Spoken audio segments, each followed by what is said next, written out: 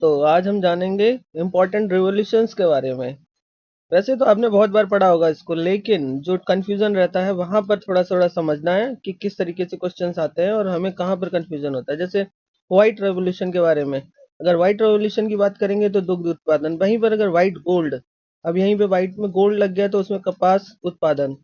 इसी तरीके से ग्रीन रेवोल्यूशन सभी जानते हैं, खाद्यान्न उत्पादन से संबंधित है। और वहीं ग्रीन गोल्ड की बात करेंगे तो बांस उत्पादन से संबंधित है। यहीं एक कंफ्यूजन और होता है लोगों को कि ग्रीन गोल्ड हम चाय को भी कहते हैं, टी को भी कहते हैं।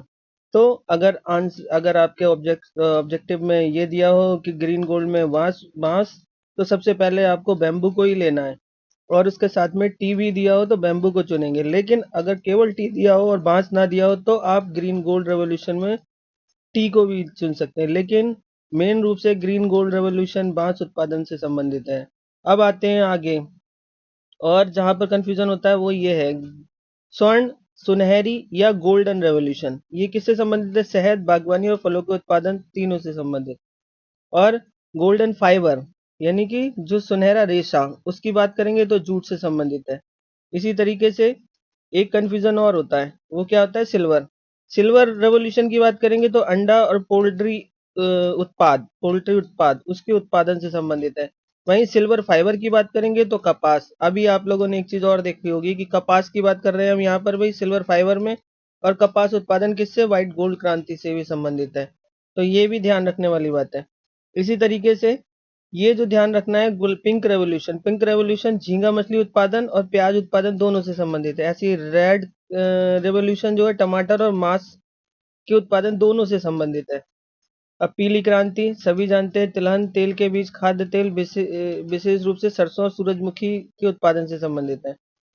अब यहाँ पर आते हैं, तो ये समझना जरूरी है, सेफ्रॉन सेफ्रॉन रेवोल्यूशन, ये सेफ्रॉन से रिलेटेड मत मानिएगा और केसर से संबंधित, बल्कि सेफ्रॉन रेवोल्यूशन की बात की थी तो जो सोलर एनर्जी से संबंधित था। ये टर्म दी थी पीएम मोदी ने 2014 में। सोलर एनर्जी के लिए एक प्लांट का वो उद्घाटन कर रहे थे, तो उससे संबंधित उन्होंने सेफ्रॉन एनर्जी से, सोलर एनर्जी को सेफ्रॉन रेवोल्यूशन से जोड़ा था। तो इस तरीके से ये हो गया। और अब इसके बाद में जानते हैं स्लेटी ग्रे या धूसर, एक ही बात। अब ये क्या? फर्टिलाइजर उत्पादन, ये किससे संबंधित है? उर्वरक के उत्पादन से।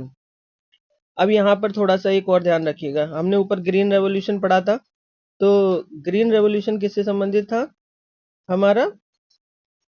अब ग्रीन रेवोल्यूशन आपने ये पढ़ लिया था खाद्यान्न उत्पादन से, यानी कि फूड ग्रेन से संबंधित है। अब वहीं पर अब यहाँ पे एग्रीकल्चर में दो और आएंगे जहाँ पे कंफ्यूजन सबको होता है। सदाबहार क्रांति, एवरग्रीन रेवोल्यूशन, ये कृषि का समग्र विकास। अब समग्र विकास किससे है? पर्यावरण को ध्यान में रखते हुए प्रौद्योगिकी का विकास और पारिस्थितिकी सिद्धांत हैं उनका एकीकरण करते हुए कृषि का विकास करना। तो इसमें इन्वायरमेंट भी आ गया और टेक्नोलॉजी का भी आ गया, और जो पारिस्थितिकी सिद्धांत है उनका सबका एकीकरण शामिल है। वहीं रेनबो रेवोल्यूशन की बात करेंगे तो ये किससे संबंधित है? ये संपूर्ण कृषि क्षेत्र। अब यहाँ पर भी कृषि का समग्र विकास, यहाँ पे संपूर्ण कृषि क्षेत्र आ गया, लेकिन यहाँ पर जो है विभिन्न कृषि पद्धतियां हैं, कौन सी? श्वेत, नीली, पीली, ये सबसे संबंधित क्रांतियों को हम शामिल करते हुए चलते हो तो उसको रेनबो रेवोल्यूशन बोल देते हैं। अब आते हैं ब्लू रेवोल्यूशन, यानी कि ये क्या है? मत्स्य उत्पादन, मछली के उत्पादन से। वहीं अब कंफ्यूजन कहाँ होता है? ऊपर आ रहा है झींगा मछली उत्पादन। अब ये झींगा मछली उत्पादन तो पिंक रेवोल्यूशन से रिलेटेड हो गया, लेकिन मछली का उत्पादन जो है मत्स्य उत्पादन हो गया हमारा किससे रिलेटेड? ब्लू रेवोल्यूशन से। अब मसाला उत्पादन की बात करते हैं तो बादामी क्रांति। वही राउंड रेवोल्यूशन की बात होती है, गोल क्रांति, आलू क्रांति। अब ये परामनी, ये नहीं पढ़ा होगा, ये कम पढ़ा होगा, तो इसको समझ लीजिए, परामनी क्रांति भिंडी उत्पादन से संबंधित। वहीं आते हैं अमृत क्रांति।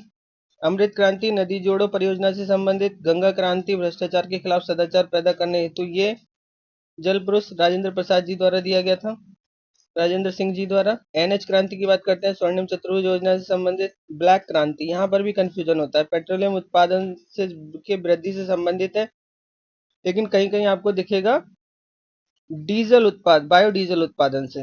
तो बायोडीजल की बात करेंगे तो ये क्यों है ऐसा? By accelerating the production of ethanol and mixing it with petroleum to generate biodiesel, तो जो पेट्रोलियम में अगर एथेनॉल यानी कि डीजल में एथेनॉल को मिलाया जाता है तो बायोडीजल बनाने के लिए इसका जो है प्रोडक्शन बढ़ाया जा रहा है इस तरीके से पेट्रोलियम का। तो एथेनॉल का उत्पादन से संबंधित भी कहा जाता है, एथेनॉल का उत्पादन बढ़ाने से संबंधित। कृष्ण क्रांति, ब्लैक क्रांति, भूरी क्रांति, लेदर, कॉफी और कोकोया तीनों के उत्पादन से संबंधित है। आपको कहीं लिखा मिलेगा लेदर क्रांति किससे संबंधित मिलेगी, लेदर क्रांति आपको खाकी रेवोल्यूशन भी लिखा मिलेगा। तो वो भी अगर कभी आए तो वो भी आप ले सकते हैं, लेकिन मेन रूप से जो लेदर उत्पादन से संबंधित है वो ब्राउन रेवोल्यूशन है। अब कुछ क्रांति के जनक के बारे में जानना जरूरी है। White revolution, Verghese Kurien. वहीं ग्रीन रेवोल्यूशन की बात करेंगे तो भारत में एम एस स्वामीनाथन, भारत में। वहीं अगर गुलाबी क्रांति की बात करेंगे, Durgesh Patel. Pink, Patel. Pink revolution, Patel. नीली क्रांति, अरुण कृष्ण, अरुण यानी कि सूर्य, किसमें, नीले आकाश में। रजत, इंदिरा, इंदिरा ने बहुत राज किया है इंडिया पे।